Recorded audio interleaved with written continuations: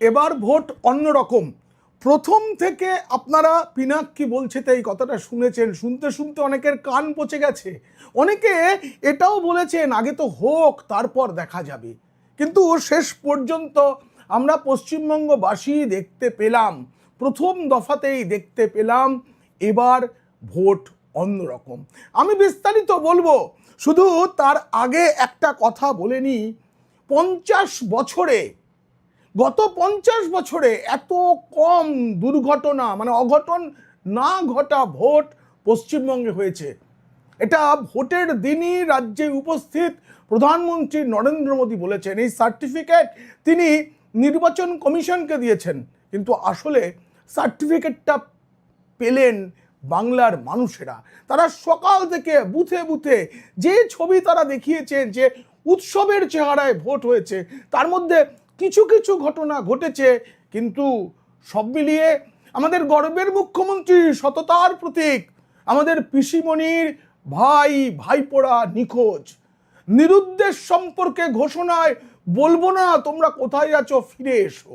এই প্রতিবেদন যদি ভালো লাগে অবশ্যই সাবস্ক্রাইব করবেন। পিনাক কি বলছে, এখন পিসিমণির ভাই ভাইপোড়া কোথায় নিখোঁজ হয়ে গেলেন জানতে দেখুন ও শুনুন পিনাক কি বলছে। এবার তো হিন্দু বুথে তো এক্ষুনি পড়ে গেছে 60-65%।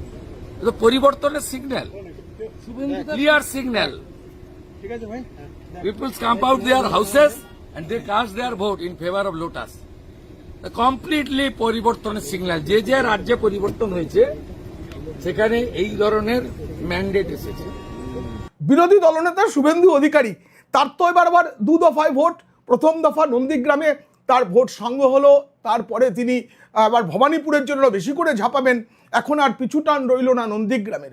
আর নন্দীগ্রামের তিনি যে ভোট দিলেন, ভোট দিয়ে এসে বেরিয়ে বললেন এবার কেমন করে অন্য রকমের ভোট হয়েছে, এবং তিনি ভবিষ্যৎবাণী করেছেন প্রথম দফার 152 আসনের মধ্যে 125টাতেই নাকি বিজেপি জিতে যেতে পারে।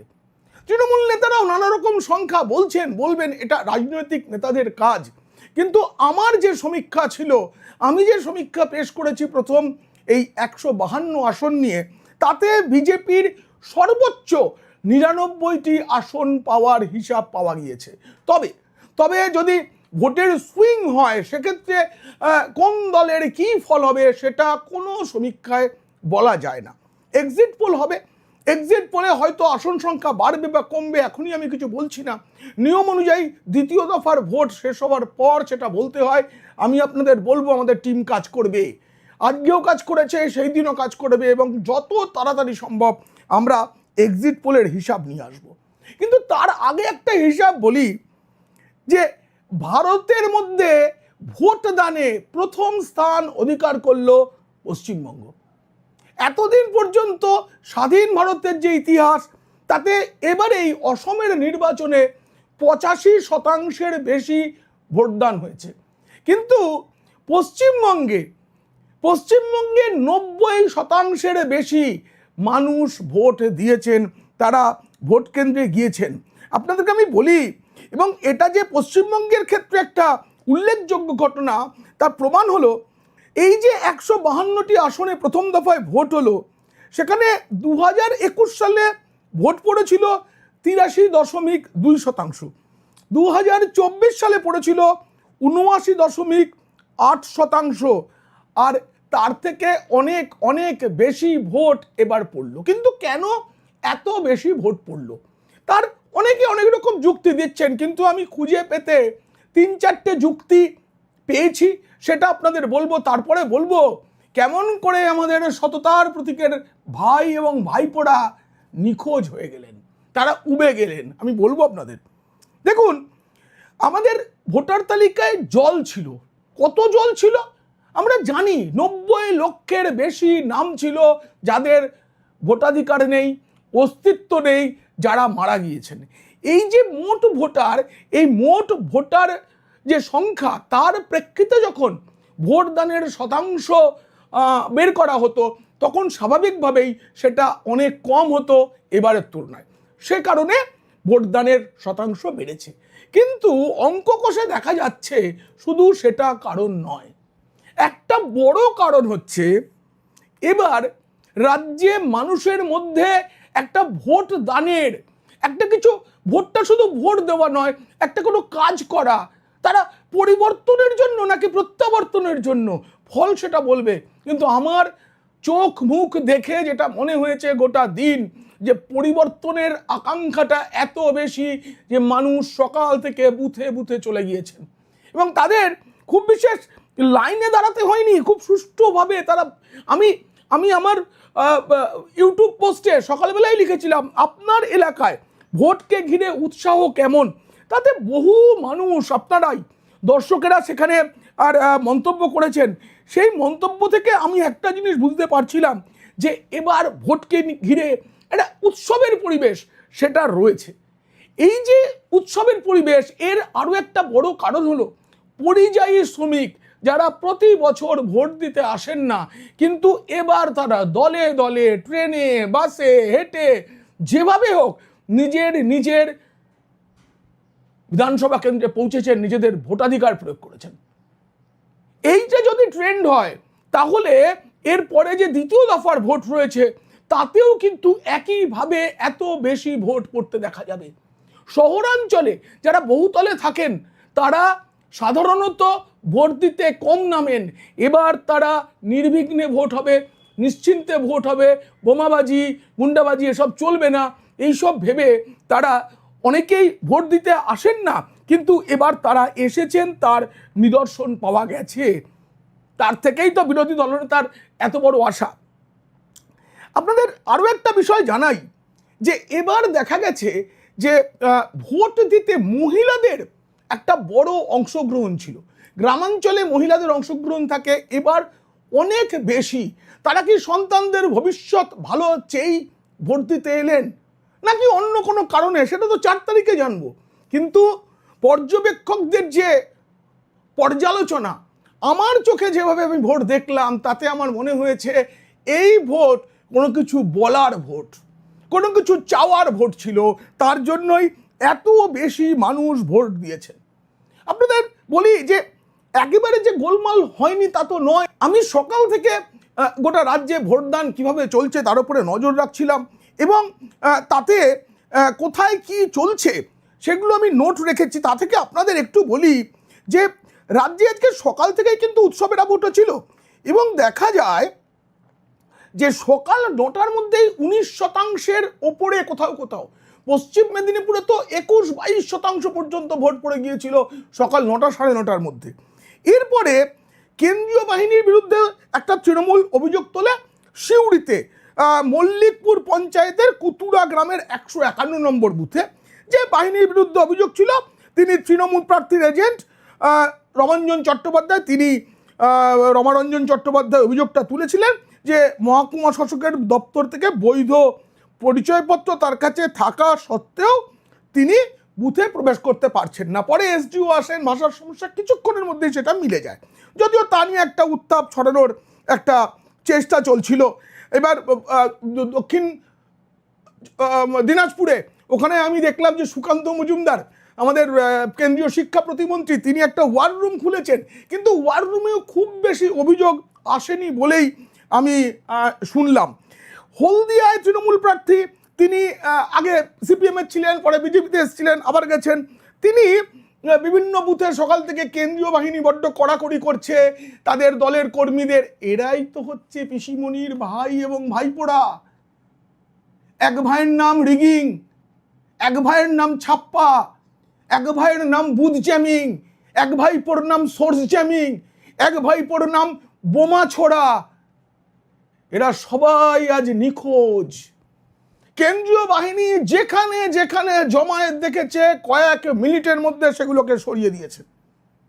তার মধ্যেও হুমায়ুন কবিরের নওদা, সেখানে গোলমাল হয়েছে, তবে সেই গোলমাল বড় আকার নেয়নি।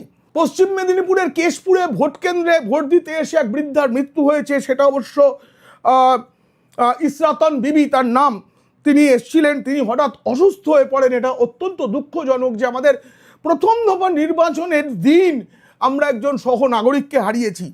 এছাড়া বড় কেউ অভিযোগ তোলেননি যে এখানে গোলমাল ওখানে গোলমাল। প্রধানমন্ত্রী নরেন্দ্র মোদী যেমন নির্বাচন কমিশনের যে ব্যবস্থা তাতে সন্তোষ প্রকাশ করেছেন, আপনারাও করেছেন, আমার কমেন্টে আপনারা লিখেছেন। অধীর চৌধুরীও ভোট দিতে বেরিয়ে তিনি বলেছেন অভূতপূর্ব ব্যবস্থা, অভূতপূর্ব ব্যবস্থা। কিন্তু তার মধ্যেই লাভপুরে বিজেপির এক এজেন্টের মাথা ফাটিয়ে দেওয়া হয়েছে। আবার ইভিএম একটু জলঙ্গিতে সমস্যা, একটি জায়গায় আবার দুটি জায়গায় পাওয়া গিয়েছিল। মাথা ভাঙায় তৃণমূল বিজেপি একটু বাঘ বিতণ্ডা, তার বেশি কিছু হয়নি। চাঁচলে বিজেপির এজেন্টের ওপর হামলা হয়েছে। আমি যদি মনে করেন যে শুধুমাত্র আমি এগুলো বলছি খালি বিজেপি আক্রান্ত বিজেপি আক্রান্ত, আপনারা বড় বড় সংবাদ মাধ্যম যারা প্রতিষ্ঠিত, যারা চটিলেহনে অভ্যস্ত, তাদের চ্যানেলেও দেখে নেবেন, তাদের কাগজেও পড়ে নেবেন যে শাসক শিবিরের সেভাবে কোনো অভিযোগ নেই। যেটুকু অভিযোগ সেটা রয়েছে কেন্দ্রীয় বাহিনীর বিরুদ্ধে। কিন্তু তার মধ্যে একটা খারাপ ঘটনা ঘটেছে দক্ষিণ দিনাজপুরের কুমারগঞ্জে থেকে। সেখানে বিজেপির প্রার্থী শুভেন্দু সরকার, তার উপরে হামলা হয়েছে। সেই হামলা খুব মারাত্মক কিছু হয়নি, কিন্তু সেখানে পুলিশকে খুব গুরুত্বপূর্ণভাবে বলছি, পুলিশকে খুবই কি বলবো পজিটিভ নেচারে দেখা গিয়েছে সেখানে গোলমাল থামানোর জন্য। এটা অত্যন্ত সুখের বিষয় যে পুলিশ একটা জায়গায় দেখা গেছে, পুলিশ আর তৃণমূল কর্মীরা যেখানে জটওয়ালা করার চেষ্টা করছিল সেখানে পুলিশকে বন্দুক বের করতে দেখা গেছে, গুলি চলেনি। এবং যেটা বলেছিলাম যে বুথের কাছাকাছি তৃণমূল কর্মীদের মতো ওই পুলিশ বা সিভিক ভলেন্টিয়ারদের দেখাই যায়নি। কমিশন যা বলেছিল তাই করেছে। প্রত্যেক জায়গায় ক্যামেরা কাজ করেছে, প্রত্যেক জায়গায় টহল চলছিল। এবং পরে আবার এটাও দেখলাম যে সিউড়িতেও ভোট দিতে যাওয়ার সময় ডাঙ্গালপাড়া এলাকার এক বাসিন্দা, তারও অসুস্থ হয়ে পড়েন তিনি রাস্তায়, তারও মৃত্যু হয়েছে, দুটি মৃত্যুর খবর। কিন্তু তার মধ্যেই আপনারা দেখুন আসানসোল দক্ষিণের বিজেপি প্রার্থী অগ্নিমিত্রা পালের গাড়িতে হামলা হয়েছে। যেখানে যেখানে সুযোগ পেয়েছে সেখানে সেখানে তৃণমূল কিন্তু হামলা করেছে। কেন করলো? তৃণমূল নেতারা বলছেন প্রথম দফার যে ভোট তাতেই নাকি তারা ক্ষমতার কাছাকাছি চলে যাচ্ছেন। তাহলে এত জায়গায় হামলা কেন? কেন আসানসোলের হীরাপুরে গাড়ি ভেঙে ফেলা হলো অগ্নিমিত্রা পালের? যাই হোক, তাতে বড় কিছু ঘটেনি। নওদায় যে গোলমাল চলছিল, হুমায়ুন কবির যেখানে প্রার্থী হয়েছেন মুর্শিদাবাদে, সেখানে সঙ্গে সঙ্গে 3 জন গ্রেপ্তার হয়েছে।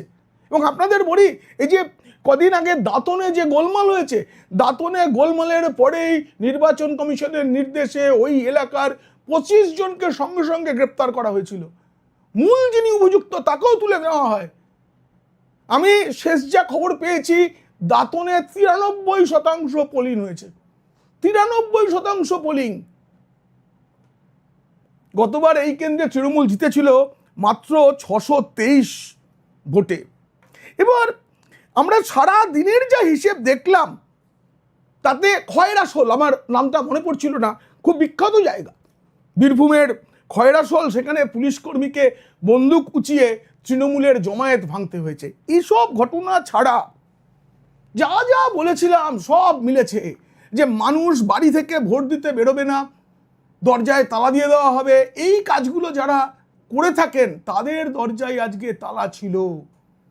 পিসির সেই সোর্স জ্যামিং করা ভাইপোরা নিখোঁজ। তারা নিখোঁজ ছিলেন 152টা আসন এলাকায়। কোনো এলাকায় বাইরের লোক ঢুকতে পারেনি। যারা জোর করে এক আসনের লোক আর এক আসনে গিয়ে গোলমাল পাকান, ভোট তছনছ করার চেষ্টা করেন, ভোটারদের প্রভাবিত করেন, সেই ভাইপোরা নিখোঁজ। একইভাবে বুথ জ্যামিং, ছাপ্পা এসবও হয়নি। তবে এটা ঘটনা যে এখনই নিশ্চিন্ত হওয়ার কিছু নেই। এখনো কিছু ভাইপো হয়তো প্ল্যান বি, প্ল্যান সি, যেমন করে আমাদের সততার মুখ্যমন্ত্রী 26,000 চাকরি চলে যাওয়ার পর নেতাজি ইন্ডোর স্টেডিয়ামে দাঁড়িয়ে বলেছিলেন আমার plan A B C D E তৈরি আছে। কোনো প্ল্যানই কোনো কাজে লাগেনি। কিন্তু এবারেও এরকম প্ল্যান বানানো আছে যেখানে ইভিএম নষ্ট করে ফেলা, ইভিএম বদলে দেওয়া, এসবের প্ল্যান আছে বলেও খবর রয়েছে কমিশনের কাছে। এবং কমিশন তার জন্য যথোপযুক্ত ব্যবস্থা নিচ্ছে। একই সঙ্গে প্রত্যেকটা রাজনৈতিক দলেরও উচিত আগামী কটা দিন এই ইভিএমকে পাহারা দিতে হবে। আর কয়েকটা দিন রয়েছে, তারপরেই দ্বিতীয় দফার ভোট। তবে এর মধ্যে কোন কোন বুথে আদৌ হলেও, আমি এক সময় বলেছিলাম যে সামান্য গোলমালেই এবার পুনর্নির্বাচন হবে এবং কোনো এলাকায় 100-র বেশি বুথে হলে পুরো বিধানসভায় পুনর্নির্বাচন হবে, এমনটা কমিশন ভেবেছিল। আমি মনে করেছিলাম যে তাতে প্রচুর জায়গায় এটা হতে পারে। তবে এখন আমি বলছি খুব বেশি বুথে পুনর্নির্বাচনের দরকার হবে না, কারণ এবার ভোট অন্যরকম হয়েছে। পিসিমণির ভাইপোরা নিখোঁজ থেকেছেন, তারা 4 মে পর্যন্ত নিখোঁজ থাকবেন, এটাও আপনাদের বলছি। কারণ আমি অনেক আগেই বলেছিলাম না, এবার নির্বাচন কমিশন 75,000 বিশেষ ধরনের স্পেশাল লাঠি কিনেছে, যে লাঠি বিশেষ জায়গায় পড়লে না সারা জীবন চেয়ারে বা মাটিতে বসতে কষ্ট হবে, প্রতিবার মনে পড়বে ভোটের দিন কি করেছিলাম, কোন পাপ করেছিলাম। তাই আমার এখন বসতে অসুবিধা হয়। কেন্দ্রীয় বাহিনী লাঠি দিয়ে বিশেষ জায়গায় মেরে লাল করে দিয়েছিল। এরকম করেই ভোট হোক, পশ্চিমবঙ্গে ভোট গোটা দেশের মতো উৎসবে পরিণত হোক। দ্বিতীয় দফাতে আমরা আরো সুষ্ঠু, আরো ভালো, আরো বেশি বেশি মানুষের অংশগ্রহণে পশ্চিমবঙ্গে আমরা গণতন্ত্রের উৎসব দেখতে চাই। ভোট তো গণতন্ত্রের পুজোর দিন, সেই পুজো খুব সুন্দর করে না হলে যারা পশ্চিমবঙ্গের ক্ষতি করতে চলেছে তাদের বিসর্জন হবে কি করে?